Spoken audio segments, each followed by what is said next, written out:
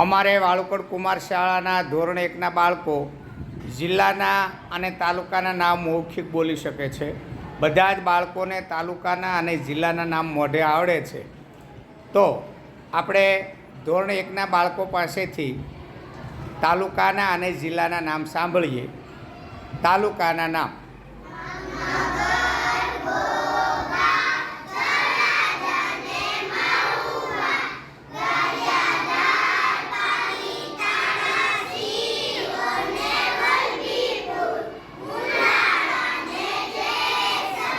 જિલ્લાના નામ: